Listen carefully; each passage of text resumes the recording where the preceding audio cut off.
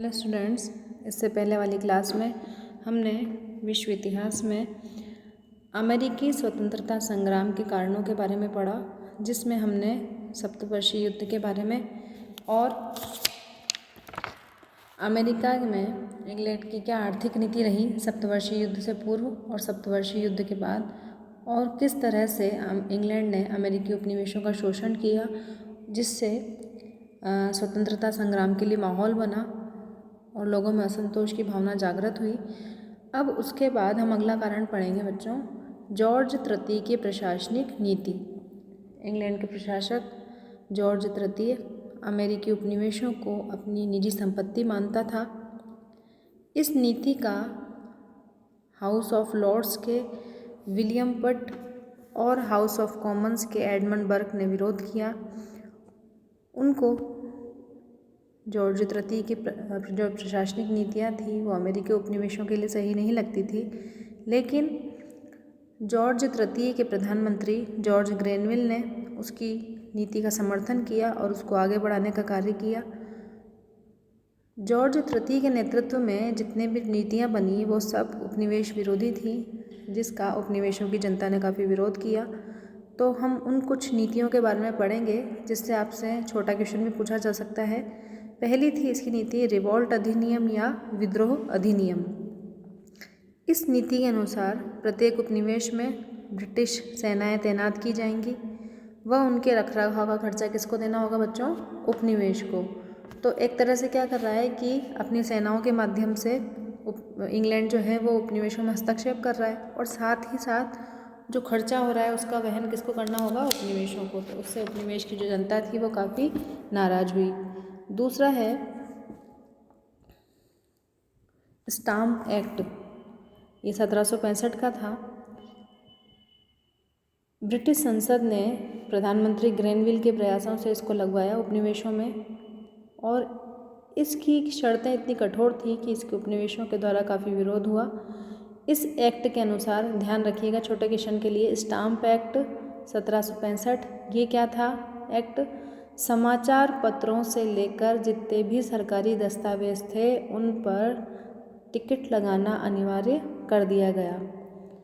अब इन टिकटों से जो आय होती थी उसका प्रयोग अमेरिकी उपनिवेशों, ये सब बोला गया कि इस आय का प्रयोग अमेरिकी उपनिवेशों की सुरक्षा और हितों के लिए किया जाएगा, लेकिन यह केवल एक वादा था। इस एक्ट का व्यापारियों, उद्योगपतियों, वकीलों और जितने भी बुद्धिजीवी थे उस समय के, उन सभी ने विरोध किया। सबसे पहले इसका विरोध पैट्रिक हेनरी ने वर्जीनिया की जो प्रतिनिधि सभा थी उसमें इसका विरोध किया। उसके अनुसार उसका मानना था, पैट्रिक हेनरी का बच्चों, कि जो कर लगाने का अधिकार है अमेरिकी उपनिवेशों पर जितने भी, उसका अधिकार किसको है? प्रतिनिधि सभा को है। इसके बाद पैट्रिक हेनरी का साथ दिया सैमुअल एडम्स ने, उसने भी इस एक्ट का विरोध किया। धीरे धीरे ये जो विरोध था स्टाम्प एक्ट का वो उपनिवेशों में धीरे धीरे काफ़ी तीव्र होता गया और कई तरह की संस्थाएं स्थापित हुई।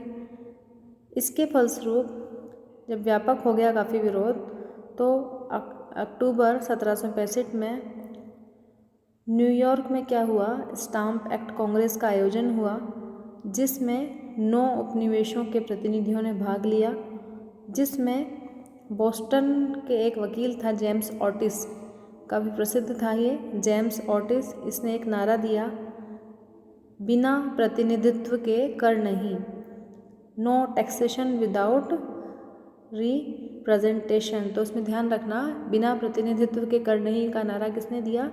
जेम्स ऑटिस ने। इस सम्मेलन में यह निर्णय किया गया बच्चों कि जब तक स्टाम्प एक्ट रद्द नहीं किया जाता ब्रिटिश संसद के द्वारा, तब तक उपनिवेश इंग्लैंड के साथ किसी तरह का कोई व्यापार नहीं करेंगे। जो बड़े शहर थे इंग्लैंड के, लंदन, मैनचेस्टर, लिवरपूल आदि के व्यापारियों ने क्या किया? इंग्लैंड पर दबाव डाला कि वो स्टाम्प एक्ट को रद्द करें। तो इस विरोध को करने के लिए जगह जगह क्या हुआ कि मॉक स्टाम्प बनाए गए। अतः इस दबाव को देखते हुए ब्रिटिश प्रधानमंत्री ग्रेनविल को ने इस्तीफ़ा दे दिया मार्च 1766 में ब्रिटिश सरकार ने स्टाम्प एक्ट उसको रद्द करना पड़ा। यह उपनिवेशों के लिए काफ़ी बड़ी उपलब्धि थी, लेकिन ब्रिटिश संसद ने होशियारी करते हुए यहाँ भी क्या किया, डिक्लेरेटरी एक्ट पारित किया, जिसमें कहा गया कि उपनिवेशों में कर लगाने का अधिकार ब्रिटिश संसद को ही होगा। उन्होंने प्रतिनिधि सभा का अधिकार नहीं माना, जिसका किसने मांग करी थी, पैट्रिक हेनरी ने। उन्होंने क्या माना कि उपनिवेशों में कर लगाने का अधिकार ब्रिटिश संसद को ही होगा। यह उपनिवेश के जो प्रबुद्ध जनता थी, बुद्धिजीवी थे, उनके लिए एक चुनौती थी और उन्होंने इस चुनौती को स्वीकार करते हुए स्वतंत्रता के कार्य के लिए तैयार हुए, इस कार्य को आगे बढ़ाया। अगला पॉइंट है बच्चों, टाउनशेड की कर योजना 1767। जब जॉर्ज ग्रेनविल ने अपने पद से इस्तीफा दे दिया तो विलियम पिट इंग्लैंड का प्रधानमंत्री बना, लेकिन इसके समय में शासन के संचालन का कार्य वित्त मंत्री चार्ल्स टाउनशेड ने किया। इसके हाथ में थी सारी व्यवस्था। इसने क्या किया, टाउनशेड ने सत्ता में आते ही राजस्व वसूली के लिए कठोर कदम उठाए और कुछ नियम पारित किए, जैसे क्वार्टरिंग अधिनियम पहला था इसका, टाउनशेड की योजना में क्वार्टरिंग अधिनियम। इस अधिनियम के अनुसार ब्रिटिश अधिकारियों व सिपाहियों के लिए आवास की व्यवस्था उपनिवेशों को करनी होगी। तो जितना भी खर्चा कौन उठाएगा उनके आवास वगैरह के लिए, उपनिवेश उठाएंगे। ये गलत था। दूसरा था, कई वस्तुओं जैसे शीशा, कांच, कागज, चाय आदि पर आयात कर लागू किया गया और इस कर की वसूली ब्रिटिश राजस्व अधिकारियों के द्वारा की जाएगी और इस राशि का प्रयोग ब्रिटिश सिविल और न्यायिक अधिकारियों के वेतन के लिए किया जाएगा। तो बच्चों आप यहाँ देखो कि किस तरह से भारत की तरह अमेरिका खुद उपनिवेश इंग्लैंड किस तरह से ब्रिटिश उपनिवेशों के द्वारा, जो अमेरिकी उपनिवेश थे उनके द्वारा किस तरह से धन की वसूली कर रहा है विभिन्न तरह से और उनका शोषण कर रहा था। तीसरा, इसने एक नियम निकाला कि ब्रिटिश अधिकारियों पर मुकदमा केवल इंग्लैंड में ही चलाया जाएगा। मतलब यदि इंग्लैंड या उसके के अधिकारी या कर्मचारी कोई भी गलत कार्य करते हैं, शोषण करते हैं, तो उन पर कोई भी कानूनी कार्रवाई नहीं होगी। कानूनी कार्रवाई का अधिकार किसको होगा, केवल इंग्लैंड को। तो इस तरह से जो इसने कुछ नियम पारित किए उसका काफ़ी व्यापक विरोध हुआ उपनिवेशों में और राजस्व वसूली के कार्य का पूर्णतः व्यापक विरोध हुआ, अतः ये काम रुक गया और इस तरह से टाउनशेड की कर योजना और स्टाम्प एक्ट के कारण इंग्लैंड को काफ़ी क्षति उठानी पड़ी। तो इस तरह से टाउनशेड की कर योजना भी अमेरिकी स्वतंत्रता संग्राम के प्रारंभ होने के लिए एक मूलभूत कारण सिद्ध हुआ। अगला बच्चों हम पढ़ेंगे जो काफ़ी इम्पोर्टेंट है, ध्यान रखिएगा इसको, बोस्टन हत्याकांड 1770। डेट याद रखिएगा इसकी। बोस्टन हत्याकांड क्या था, 5 मार्च 1770 को क्या हुआ, अमेरिका का एक शहर है बोस्टन, तो 5 मार्च 1770 को बोस्टन वासियों और कुछ ब्रिटिश सिपाही थे, उनके बीच में किसी बात को विवाद हो गया और इस विवाद के कारण जो ब्रिटिश सिपाही थे उनके हाथों 5 बोस्टन के लोग मारे गए फायरिंग में। इस घटना को अमेरिका के इतिहास में बोस्टन हत्याकांड के नाम से जाना जाता है। तो अगर आपसे छोटे क्वेश्चन में पूछते हैं तो आप इसी तरह से जवाब दें, 5 मार्च 1770 को बोस्टन वासियों और कुछ ब्रिटिश सिपाहियों के बीच में युद्ध लड़ा गया या एक विवाद हुआ, युद्ध नहीं विवाद हुआ, जिसमें 5 बोस्टन वासी मारे गए।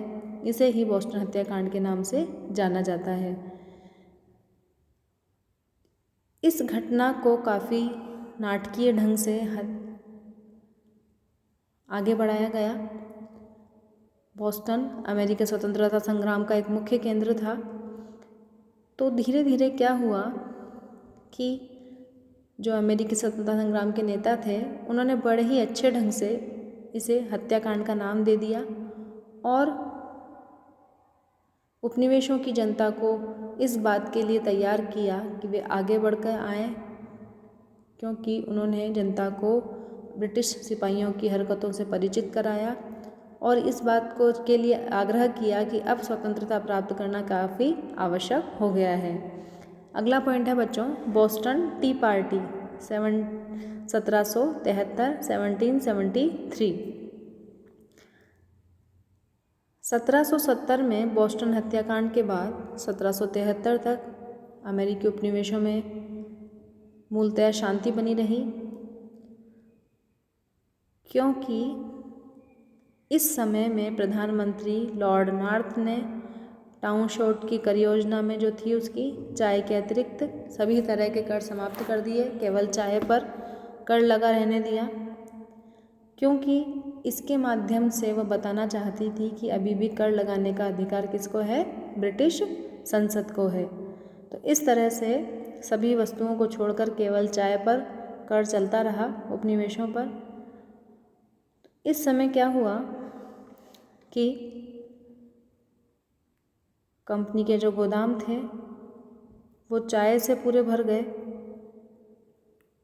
तो इंग्लैंड की जो सरकार थी उन्होंने कंपनी को नुकसान से बचाने के लिए दिवालिया होने से बचाने के लिए क्या किया, 1773 में चाय अधिनियम पास किया, जिसके अनुसार अमेरिका में चाय बेचने का अधिकार केवल ईस्ट इंडिया कंपनी को दिया गया। इस अधिनियम का जो उपनिवेशों की जनता थी उन्होंने कड़ा विरोध किया, क्योंकि उपनिवेशवासियों ने माना कि जब ब्रिटिश संसद किसी एक वस्तु पर एकाधिकार स्थापित कर सकती है तो वह अन्य वस्तुओं पर भी यह स्थापित किया जा सकता है अमेरिका में। तो इस तरह से विरोध किया गया। तो अब क्या हुआ, जब ब्रिटेन के चाय से भरे जहाज अमेरिकी तटों पर पहुँचे तो न्यूयॉर्क और फिलाडेल्फिया में ब्रिटिश जहाज़ों को रुकने नहीं दिया गया, विरोध किया गया और उन्हें वापस लौटना पड़ा। लेकिन बोस्टन वासी कुछ कारणों से चाय के जहाज़ों को क्या करा, रोक नहीं पाए। तो 16 दिसंबर 1773 में सैमुअल एडम्स अपने 50-60 स्वयंसेवकों के साथ पहुंचा। डार्टमाउथ नामक जहाज पर चढ़े वो लोग और उन्होंने 342 जो चाय की पेटियां थी उसको अटलांटिक महासागर में फेंक दिया। इसी घटना को बोस्टन टी पार्टी के नाम से जाना जाता है। सैमुअल एडम्स और उनके 50-60 स्वयंसेवकों के द्वारा जो ब्रिटेन थी उसकी 342 चाय की पेटियों को अटलांटिक महासागर में फेंक देने की घटना को बोस्टन टी पार्टी के नाम से जाना जाता है। इस घटना के विरोध में ब्रिटिश सरकार ने कार्यवाही की। उन्होंने क्या किया, कार्यवाही करते हुए बोस्टन बंदरगाह को बंद कर दिया और वहाँ से जितनी भी व्यापारिक गतिविधियाँ होती थी उपनिवेशों की, उनको सबको बंद कर दिया। दूसरा क्या किया, मैसाचुसेट्स वासियों के अधिकारों को कम कर दिया गया विरोध में। तीसरा, न्यायिक सुधार लागू किए गए, न्यायिक रूप में कठोर कानून बनाए गए उपनिवेशों के लिए।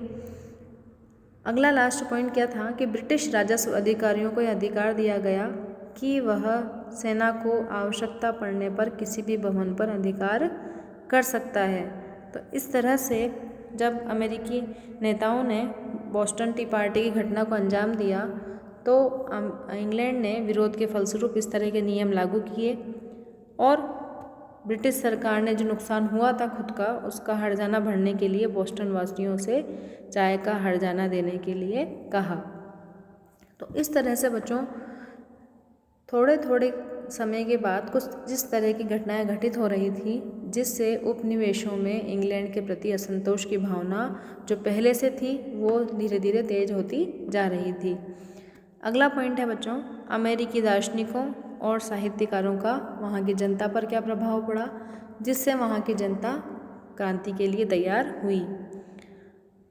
पहला जो दार्शनिक था वहाँ पे टॉम पेन, इन्होंने कॉमन सेंस नामक पुस्तक लिखी, राइट्स ऑफ मैन नामक पुस्तक लिखी और अमेरिकी वासियों को इस बात के लिए आग्रह किया अपनी बुक में कि इंग्लैंड से मुक्त होने के लिए उपनिवेशों के पास यह उपयुक्त समय है। वह राजतंत्र का विरोधी था। पैट्रिक हेनरी, इसने स्टाम्प एक्ट का विरोध किया और वर्जीनिया की प्रतिनिधि सभा में अमेरिकी वासियों के अधिकारों के लिए सतत रूप से संघर्ष किया। इसके अलावा जेम्स ओटिस, जिसने नारा दिया बिना प्रतिनिधित्व के कर नहीं, स्टाम्प एक्ट का विरोध किया।